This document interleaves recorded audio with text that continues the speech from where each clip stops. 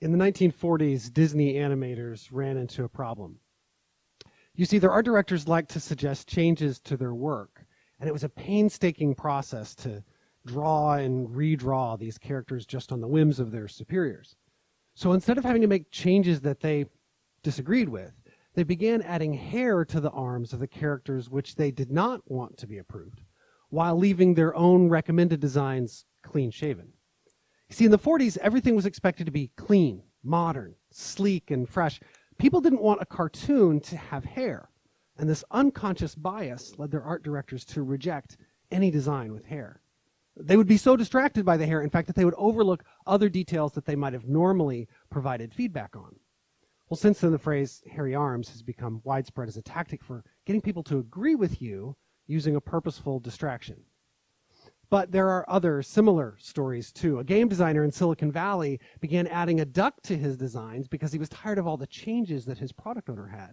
Instead, she just asked him to remove the duck, a similar tactic that's become known as painting a duck.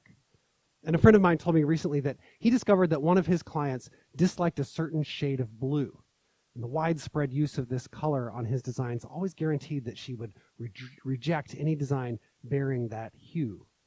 And I'm sure you too could think of examples in your own work or career where someone was so distracted by something that didn't matter that they glossed over things that you actually needed their feedback on, right? This is rooted in Parkinson's law of triviality, where Parkinson noted that a committee whose task it was to design a nuclear power plant spent an inordinate amount of time discussing where to put the bathroom instead of other more important needs like the safety of the plant.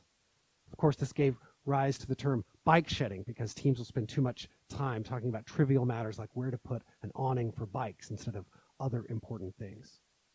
Well, regardless of the origin, the truth is that these stories, these tactics, and these ideas, they all exist because we face the same problems that designers in the 40s did. There are people with influence over our work who are asking us to make changes we disagree with.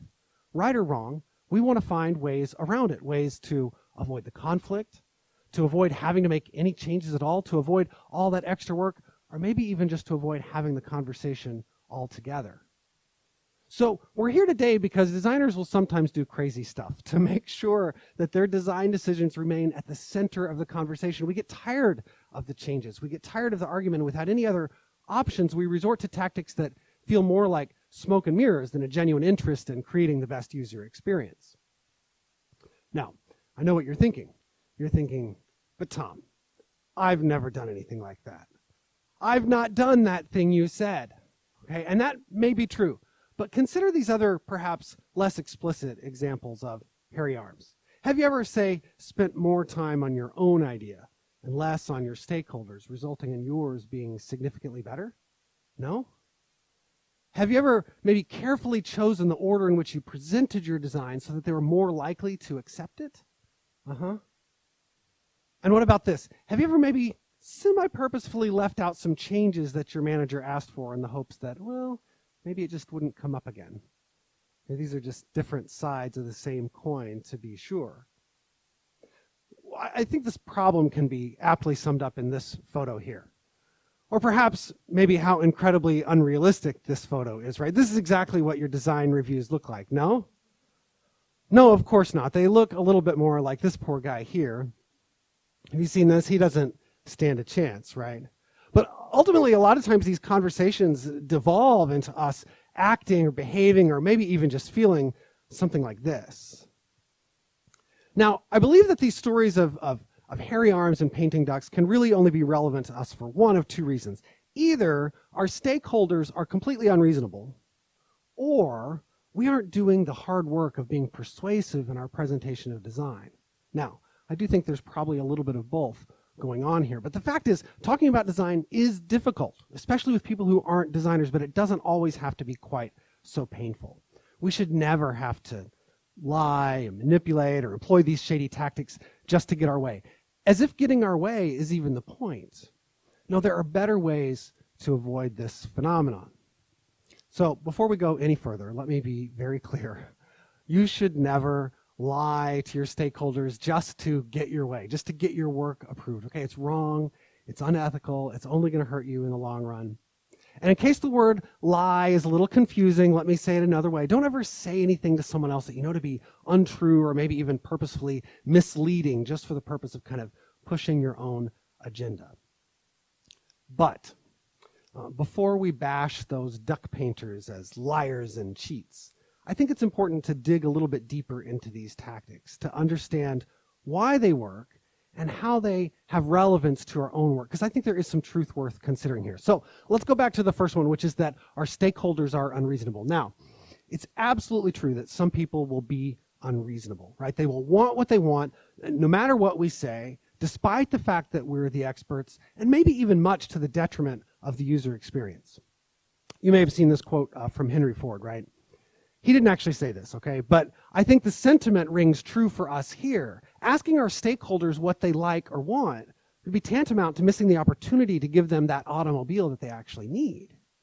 But likewise, our stakeholders have valuable domain knowledge. They have information about the business that we don't have. They have expertise in areas that we don't have. And so we've got to balance the need with making the right recommendations while also meeting their needs. And this is the point of conflict. But I would say that if the integrity of the design is at stake, if we're at risk of making a wrong choice for the user experience, I would rather find a way for them to agree with me, even if it means being purposefully shrewd, careful in the way that I present my work. The challenge is finding a way to do that that's above board, open, and honest, right? Now, I know it seems a little bit arrogant to suggest that maybe, just maybe, our stakeholders don't always have the best interest of the user or the product in mind. But it's simply not true that everyone we deal with is somehow altruistically committed to always achieving the best result. No, some people are going to act in their own best interests almost no matter what. It's been guessed that 4% of the population are actually clinical sociopaths.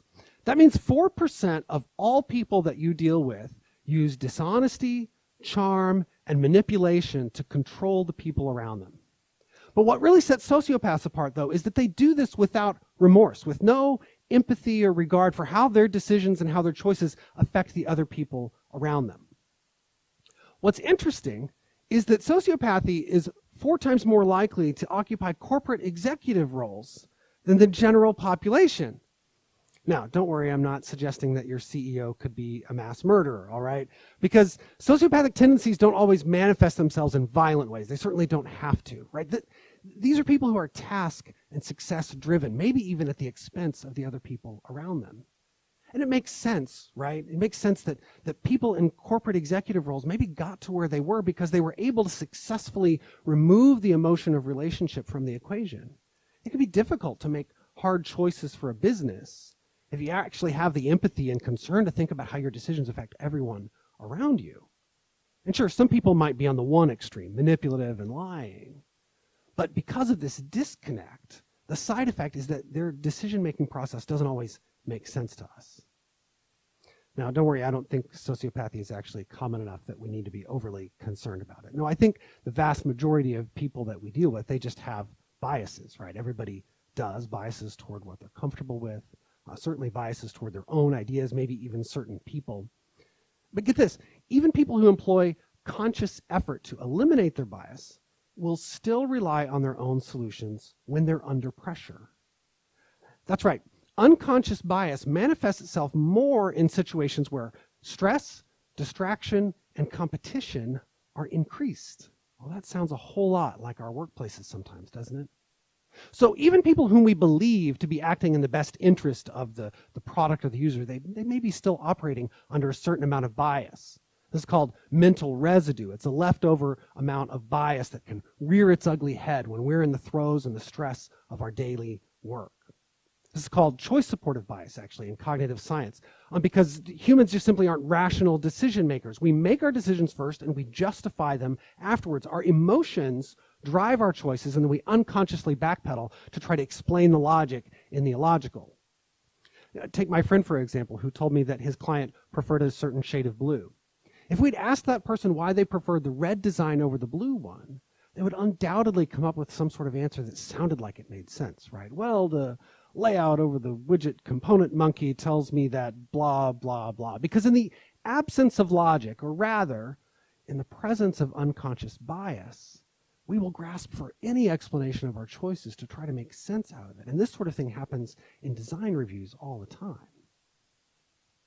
So I think it's important to understand that there's a spectrum of personalities that we're dealing with, right? On the one hand, we really may have some people who are manipulators and have some of these sociopathic tendencies. But on the other end of the spectrum, a lot of people just simply have biases. But the point is, we really do have a problem when it comes to dealing with our stakeholders. It's not made up. This is why things like hairy arms and painting ducks works, because people really can be unreasonable, and our expertise really is at stake. But before we draw too many conclusions from this, let's take a look at the next problem, which is that designers simply aren't persuasive in their presentation of design.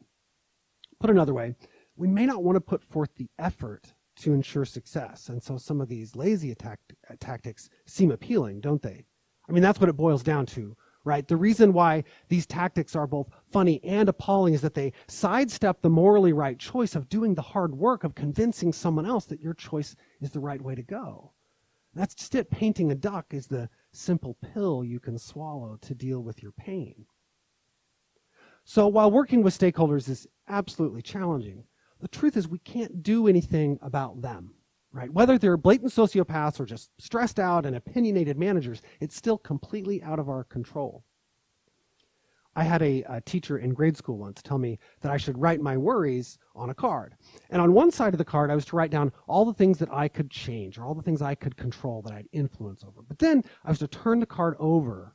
And on the other side of the card, I was to write down all the things that were out of my control, the things that I couldn't change. My job, of course, was to focus on that other side, on the things that I could actually change and control, because there's no use in worrying about something that you can't change.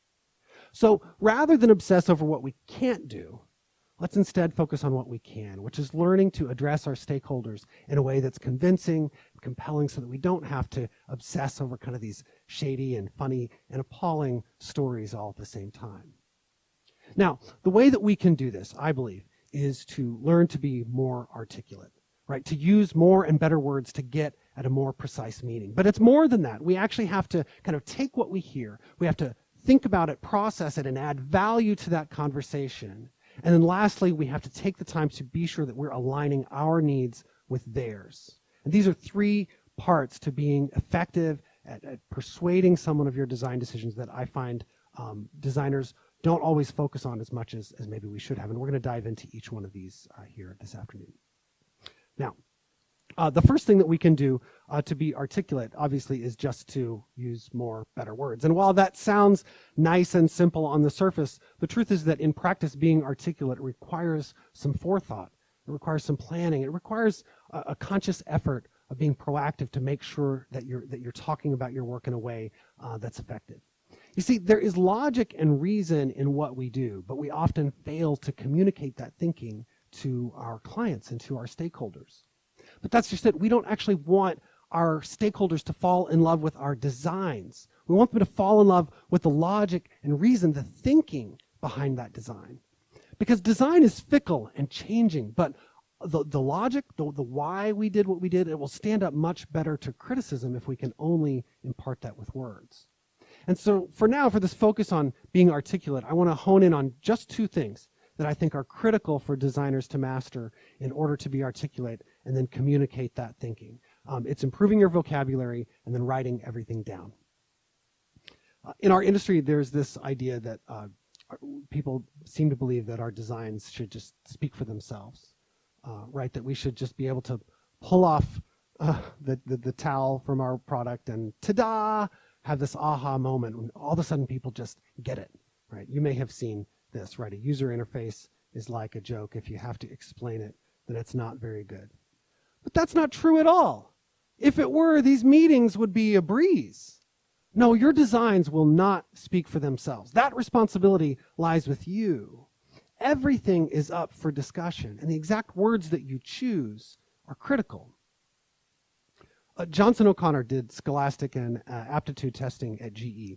And he found that the size of a person's vocabulary was the single most important factor in predicting their occupational success, more than their education, more than their upbringing, more than even race and gender. And there are other studies that back this up too, that people at higher levels of the organization have larger vocabularies. Well, you might think it has something to do with the number of years of experience that they have, but I think it has to do with being more articulate. You see, people who have a wider variety of words to choose from can communicate their meaning more precisely. A more precise meaning is more likely to be understood by the recipient, and it's communicated more clearly. And if it's communicated more clearly, it's more likely to be accepted by them. And of course, if it's more accepted, then they're just more likely to achieve more success just in general. I mean, it makes sense, right? If you're able to more easily explain your design decisions, and people will be more likely to agree with you. I think we can't underestimate the importance of this. People will trust you more when you sound like you know what you're talking about. When you use words that demonstrate your expertise, you'll sound smarter, you'll sound more competent. Let me show you just a really simple example. This box moves out of the way and shows the text underneath so that the user can see what it does. There's nothing wrong with that particular statement, but when you say it like this, it sounds just a little more elegant, doesn't it? The container animates when the user interacts with it, exposing the content to provide more context. One of these makes it sound a little bit more like we actually know what we're talking about, like we actually have expertise in this area. Believe me, it is not an understatement to say that the words you choose will have a huge bearing on how people perceive you and your work. And to be clear, it's not about confusing people with jargon and big words. It's about providing clarity with a more precise meaning. I was meeting with an engineer recently who was showing me some designs that he had made on his own for a project that he was working on. And to be honest, it looked awful. It was terrible. But rather than berate him for what were just kind of amateur design decisions, I started to talk about the visual architecture and how the type did not infer the relationships between the elements. How he had buttons that all commanded the same level of attention even though they were of differing importance. He told me afterwards that he had never before worked with a designer who wouldn't have just ripped it apart and been overtly critical, if not arrogant, about it. But instead he said this, he said, I caused him to agree with me by pointing out the flaws in his thinking rather than trumpeting my own expertise as being superior. So how can you do this? How can you improve your vocabulary? You could make a list like this on your own. I don't think it's a matter of us not realizing that this is important or not knowing how to do it. It's a matter of making sure that we're consciously and explicitly providing opportunities for us to be able to improve our vocabulary, right? Find a word buddy. Find someone to hold you accountable to this so that you can learn new words. Come speak at a conference like this. Practice in front of the mirror. Do whatever it takes to find opportunities to become more articulate and have more opportunities to practice. But it's more than just learning words, right? It's also about putting them into practice. I highly recommend you make a glossary, a list of words that you use on a regular basis. Go through your designs and find words that describe the same elements in different ways, and then use those words appropriately to get at that more precise meaning. Now, the next thing that you need to do to be more articulate, I mentioned, is to just write everything down. You need to write down anything related to your design decisions that's going to help you document and describe what was done. Write down your thinking in paragraph form, right? Imagine what you would say to someone if you only had the opportunity to email them a description of your work. But the process of documenting your design decisions is more than just helping you be articulate in the moment.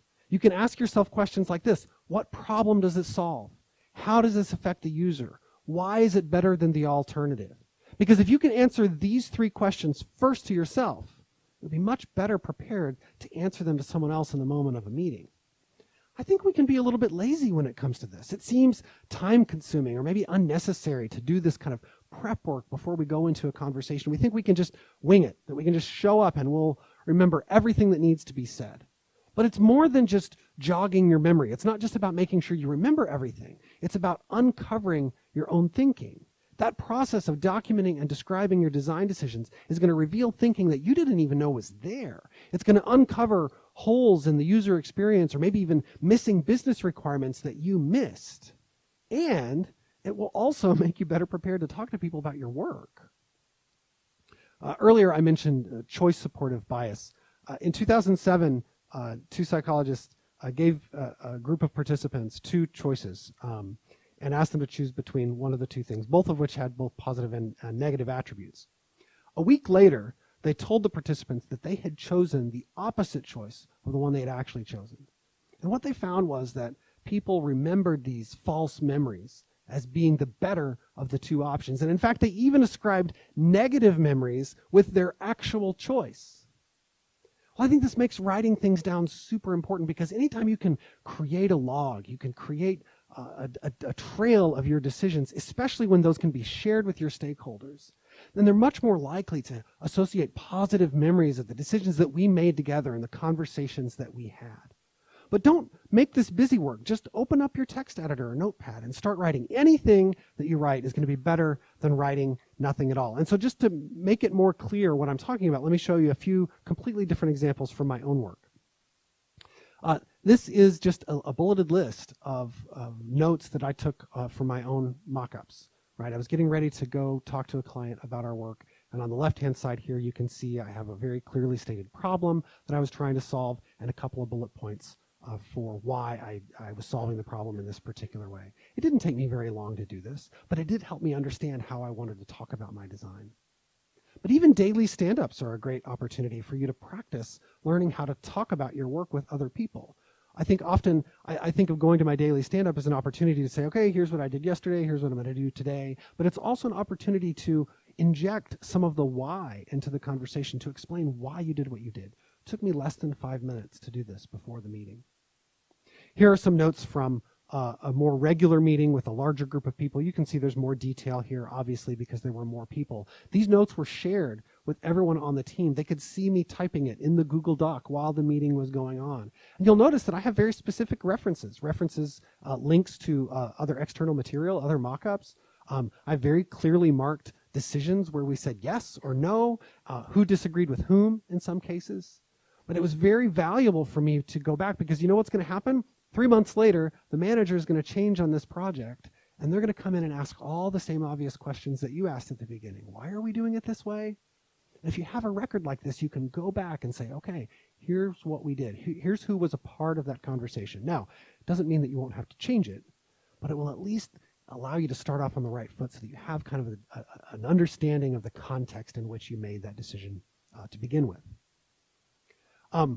On one project, I actually created a change log inside our prototypes, because we were making changes to the project so frequently, it was getting difficult for the developers and some of the other designers to know who had changed what and what had changed from day to day. And so we just reserved one whole page for each portion of the project to outline what was different on the prototype from day to day. And it was a lot easier for people to see kind of that short summary of what was changing. And then ultimately, we hope, I think, that all of this kind of coalesces into a master set of documentation that our clients in particular, because I do consulting, but that our clients and internal teams can then use to create new applications based on a lot of that same thinking. It doesn't need to only describe just the technical implementation of the application, but also the thinking that went into it and the context in which we expect to use some of these components or widgets, right? And so we kind of take all this information and put it into what I call a live style guide, because it's generated directly from the source code of the application. So I find that these two pieces, improving your vocabulary and writing everything down, are two really critical pieces. And there are lots of different ways that you can learn to be more articulate and persuasive in your presentation of design. But these two in particular, I see people not doing very well, or not, at least not putting intentional effort into. But aside from just using better words, we have to take this a step further. We have to add value to the conversation if we actually want our stakeholders to trust us with the solution, right? We have to hear what they said, process their design feedback, and then give it back to them and add value if we really want to move the project forward. Now, this is mostly just about listening to them, right? It's about making connections for them between other parts of the application. It's about repeating it back to them to be sure that we're on the same page. This is a key part of being persuasive, giving the other person the confidence that you understand the problem and what you need to do next. Giving feedback like this is super important. I see designers in meetings sometimes just kind of nod their heads and go, okay, yeah, good, we'll go do that. right? And meanwhile, the stakeholders walking out of the room going, okay, well, I told them what they needed, but I have no idea if they understood. I guess we'll find out next week, right? So it's more than that, though. It's weird, though, because we understand the concept of providing feedback in interface design, right? If I click a button in an interface, I expect the interface to give me some sort of indication that the task I executed is going to be performed in the system, right? And likewise, it's the same in meetings. Our stakeholders want to see and hear that we understand their request. But providing that feedback is more than only making them feel good, although that's certainly an important part of it. It's to also process that information then into something more meaningful. And in fact, I think this is the problem with a lot of our design discussions, is that we see ourselves as being there to receive design feedback when actually we're there to facilitate a conversation about what the right solution is. No, our job is not just to absorb what's thrown at us, but to take it and to analyze it and process it and to turn it into something more useful. People who aren't designers, they seem to find our work fascinating, right? As if we can take these seemingly disparate ideas and turn them into something, better than they would have imagined. And people will say stuff like that to me from time to time, right? Oh, you've taken my chicken scratches and turned it into something better than I could have imagined, right? That's what we do as artists. But being articulate is about being an artist with your words, right? It's doing the same thing with the way that you talk about your work with your stakeholders, right? Taking it, reshaping it, and then delivering it back to them better than it was before. I know that people told you that your job was going to be to design things and to create things, but it's not. This is your job right here. This is a perfect image of your job.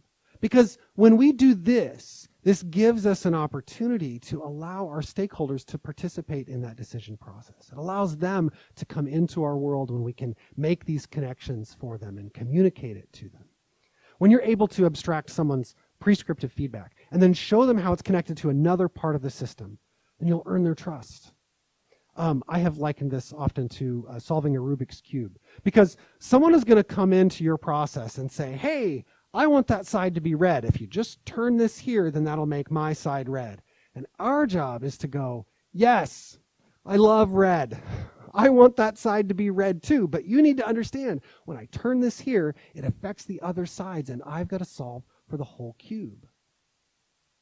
Making those connections for people is absolutely critical to being persuasive and helping them understand your perspective. Now, this process is mostly just about verbally affirming their feedback. You can affirm their feedback by leading with a yes. Yes, that's a really good point. Thank you for bringing that up. But then you want to repeat it and rephrase it back to them to be sure that you're on the same page and give them the confidence that you heard what they said. What I hear you saying is. And then finally, you want to be sure that you communicate those connections that you've made to help them understand why you did what you did and how it affects the other parts of the systems. But it's this last part that I think is the hard part, making those connections. And so how can we do that? Well, I would highly recommend that you work hard to focus on the problem that they're describing and not the solution that they're telling you about. People are going to tell you all kinds of things that they think need to change, right? Move it over here, drop it down there, make it bigger, right? Don't focus on the one specific thing that they think needs to change, but instead on the underlying problem that they're trying to solve. And if you're having difficulty understanding it, then just ask them, what problem are you trying to solve by suggesting this? I ask this of my clients all the time.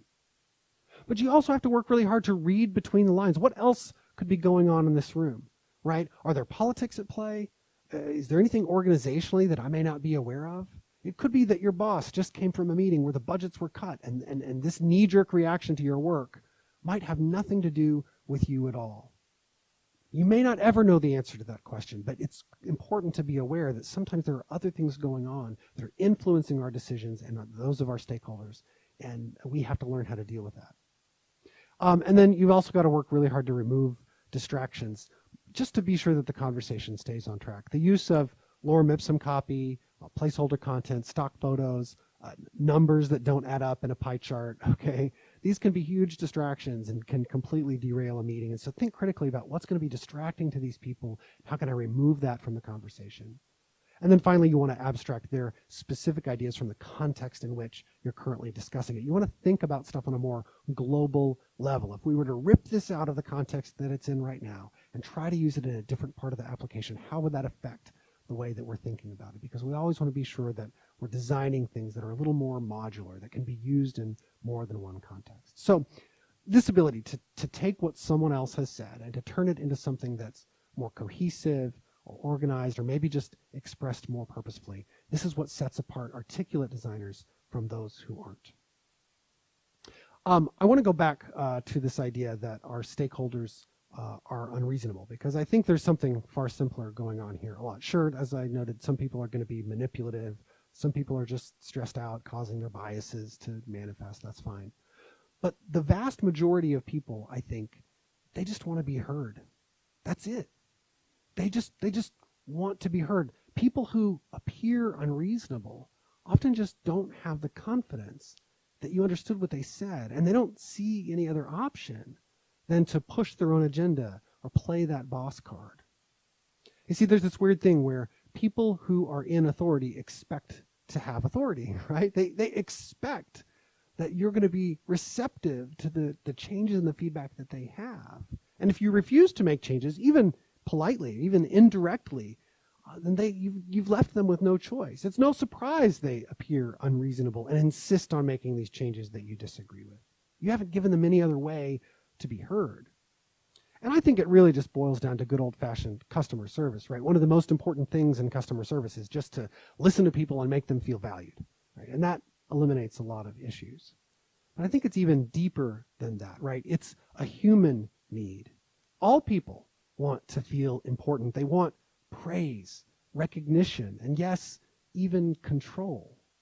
People become unreasonable when they think those things aren't happening.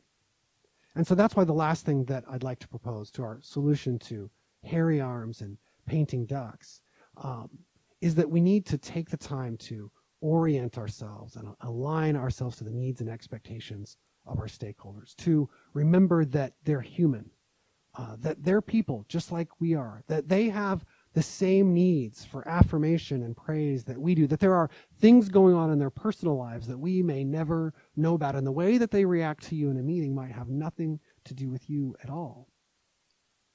What's ironic to me about this problem is that our industry is so buzzed about empathy for users, right? Oh, if we can only have more empathy for our users, then we'll build better products. We make a really big deal out of humanizing the people at the other end of our products.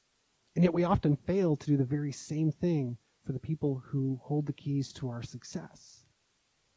Now, stakeholders are people too, and if we can't learn to also empathize with and design to meet their needs, then our products will never see the light of day. They'll never even have the opportunity to positively impact the lives of the people that we purport to care so much about.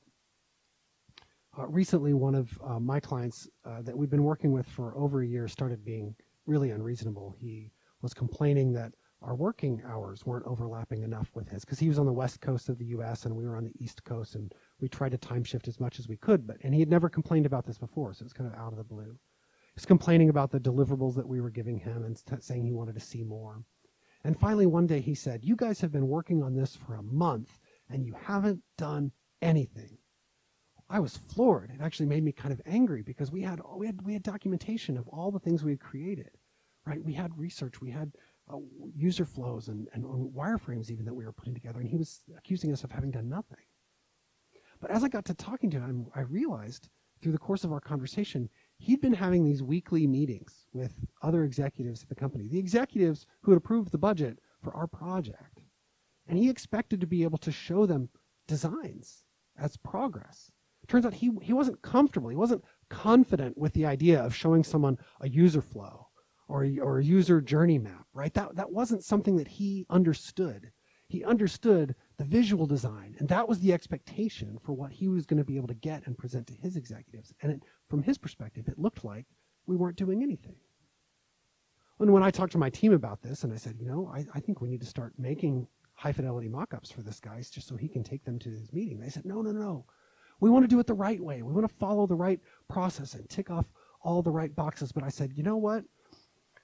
Making this guy successful is more important than the right process. In fact, it's more important than the right product, because if we can't help him succeed, then we may not ever have the opportunity to finish the project to begin with. It'll just get canceled.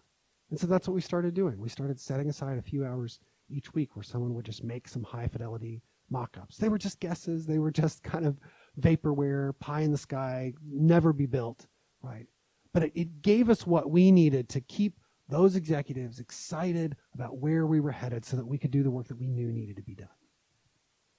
So our stakeholders require the same level of care and attention that our users do. And the good news is we can apply a lot of the same ideas that we already know about our users, right? Developing empathy for them and understanding, right? Testing and observation to make sure that the assets we're creating are actually having the intended effect for our stakeholders. Asking questions of them and listening. And then finally, we have to create a product that meets those needs. Let's take this same approach, this same attitude with our stakeholders. We need to orient ourselves towards their needs and expectations, to use the information that we learn in our interactions with them to inform our choices, and then we've got to deliver on that promise. And I think one really simple way of doing this is just to take on an attitude of service, right? We have to see ourselves as being in a role of service. Serving someone else forces you to see their perspective in a way that would not be possible through just kind of having a regular conversation and meeting with them. And it's absolutely true. Designers are on a team to serve. We're here to create something for our stakeholders that they themselves would not be able to create on their own. And the more that we can communicate that posture of service, the better we'll be able at seeing the project from their perspective and the people that directly influence our success. So while it's absolutely true that things like hairy arms and painting ducks work, that some people really can be unreasonable, the reality is that these are just a cop-out to avoid doing the hard work of being persuasive. But where's that line, right? If we're supposed to be purposefully shrewd in our approach to create a story that satisfies the needs of the stakeholder while also solving problems for the business and for the users, how do we know where that line is? Let's say the line is when you're not comfortable being forthright with them about it, right? If you wouldn't want them to find out that you added hair to the arms of your characters, then you've crossed that line. If you'd be embarrassed or ashamed for them to find out that you painted a duck, well, then I'd say you've gone too far. But these tactics aren't really meant to be deceptive, I don't think, in the end. I think we need to remember how to hone them so that we can shape our responses appropriately to put our work in the perspective that makes it more likely that they'll agree with us. So, enough with the ducks. Instead, I want to focus on a different bird. This is a rose-ringed parakeet, and it lives in a diverse set of climates, all throughout the world. But there's two relatively unique things about this bird. One, it's one of the few species of parakeet that can talk. It can actually learn up to 250 words. But the second thing is that it has actually done a really superb job of adapting to urbanization. So as humans have kind of encroached on its natural habitat, a lot of these birds have actually moved into urban areas and cities. I was in Amsterdam a few years ago, and someone told me that a crate of these birds was at the airport once, and it broke open, and all the birds flew out. And so now if you go to Amsterdam, there's this thriving population of rose-ringed parakeets that live throughout the city. Well, I think this fits nicely with our own position as communicators of design, because here we are, designers, artists that have been thrust into this new environment where suddenly everyone has an opinion about our work. People who aren't designers are telling us how to design now. And our job is to learn to talk to them, to be one of the only species who can learn new words and to adapt to this changing environment, to understand how the business works, right? We're the ones that have to change, to adapt and be better at our jobs in that way. This parakeet isn't deceptive. It isn't overtly decorated or distracting, but it is beautiful. It is colorful, and it's also articulate. That parakeet, by the way, also adorns the cover of my book. And while I did not have the opportunity to choose the bird for the cover of my book, I have found it to be an appropriate metaphor that we have to learn to pick up every single day, because articulating design decisions is not something that you can just learn once and move on with your career. No, it's a daily habit, a daily practice of choosing to do the right things and the hard work of convincing other people, whether that's remembering that you've got to be articulate and choose the right words and start writing things down, to taking their design feedback, processing it and delivering it back to them better than it was before. And then finally, always, always remembering that they're human and aligning ourselves to the needs and expectations of them. So when you get stuck dealing with explaining your design decisions or finding it difficult to persuade someone of your choice, don't worry about the ducks. Don't even think twice about hairy arms. Be the parakeet. Step up and take responsibility for your work so that you can articulate your design decisions, communicate with stakeholders, keep your sanity, and still deliver the best user experience. Thank you.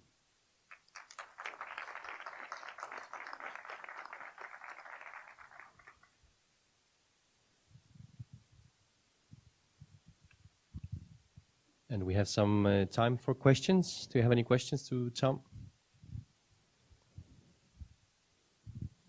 Hi, thanks. Oh, it's loud. for the great presentation. I have a question following up the example that you gave with the user flows, because I think it's kind of a common thing, that like a situation to have with the stakeholder, that they don't really understand what we are doing for the first month of our work. And do you have some good practices to prepare them just before? Because usually we do something like showing examples of how this, what outcome they can actually get from the first month. But yeah. I think that at the beginning it's not so obvious for them, and then when they get it, they are still a bit surprised. Yeah, absolutely. And I think that you've actually partly answered the question yourself there, in that setting expectations up front is really the key. And in the particular story that I told, I thought we had done that. And in fact, every time he brought it up to us, where are the designs? Where are the designs? We would go back to that. Oh, remember, we agreed to do this, and here's the plan that we laid out. And every single time it was almost like he'd be like, okay, yeah, you can do it your way. That's fine. But where are the designs? It was just a cyclical process. And I think especially with journey mapping and user flows in particular, it looks like you just put some boxes on the paper, right? It looks like something that would have taken just 5 or 10 minutes. And I mean, we know that that's not true, but I do believe that that's how they perceive it sometimes. I do recommend, and I think one thing that can help, obviously stakeholder education is a big part of this too. And the more that you work with people, I think the easier it becomes for them to understand the process and what the outcomes are going to be. I also recommend maybe starting every meeting with just very briefly reminding them of where we are in the process, what outcomes they can expect, what they can expect to provide feedback on or not, right? Okay, we don't want you to provide feedback on the content. That's not why we're here. And this is just a wireframe, right? Like, some people really need to kind of have that established up front. And this is true maybe for executive stakeholders more than anyone else, because they're going from meeting to meeting to meeting, they're context switching. They're all of a sudden swept into your room and they're like, okay, why are we here again? Let's just get down to it. And so I think taking the first couple of minutes to just briefly remind them why we're here and what they can expect might seem repetitive to you, but it's probably really valuable for them. A lot of times we just go over the agenda, right? It's just like, first we're going to talk about this, and then this, and then this, and then this. But I think we need to set the stage for them and set the context as well. Thanks. I have a question, very practical one, about the communication.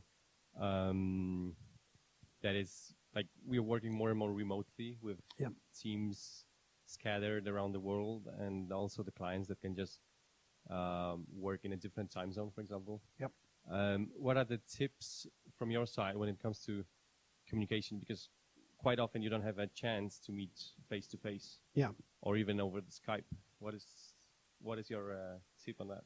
Yeah, so this is a good point, because it's worth noting that my company is fully remote. We don't have an office. Everyone works from home in either the US or Canada, and we travel to our clients mostly in California, just on a case-by-case basis whenever we're needed, usually for kickoff meetings or research or some other kind of important activities. So a majority of my meetings take place remotely over Hangouts or Skype or whatever. That said, I always recommend presenting your work in real time as much as possible over something like Hangouts or Skype or whatever video conferencing solution you use. Slack has become, and other chat applications have become kind of a really dangerous place to engage in design conversations. It's not always the healthiest way to kind of create a thread. If you have a group of people that you trust, like other designers that are on your team, then it can be a really easy way to kind of get quick feedback. But with probably manager and executive level stakeholders, you want to avoid, in my opinion, you want to avoid losing out on that context that we talked about earlier, and also only getting a knee-jerk reaction without them having the benefit of hearing your explanation first. So one of the things that I've done, and you can't do this every single time, but this is just one tip, is to record a video of you presenting your work to them, a screen capture video with maybe slides if you want, or maybe with your webcam too. I've done it both ways. But it's your voice presenting your design as if you were in the room with slides on the screen. Now it's tricky because you have to limit yourself to like 2 minutes, like maybe 2.5 at the most. They can't be long, so you have to kind of write it up and script it and practice it a couple of times and record it. It takes time, no? It does take time, but it might save you time compared to a stakeholder who says, "Oh, this is terrible, start over." The other thing that I think it does is it forces those people who receive the video, and I usually just send the link to them. I don't even like attach it in an email or anything, or I'll just post the link. A lot of times these people are between meetings, right, or on an airplane or wherever. And if you send them a PDF or a link to a prototype and they're looking at it on their phone, they may have that knee-jerk reaction. But if they get a video from you, it's much more difficult to watch a video in those environments than it is to just look at a static or even an interactive prototype, right? And that's a good thing because it forces them to be in an environment where you actually have their attention and they can actually watch your presentation and think about it before they respond. Anyway, like I said, you can't do it every time, and sometimes it's unavoidable, but I have found that to be one effective way of doing it.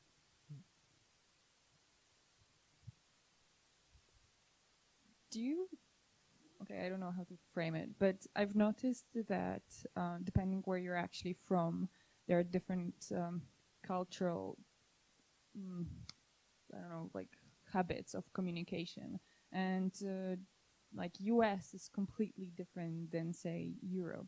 Sure. Did you have to adjust to this kind of challenges? How did you find it?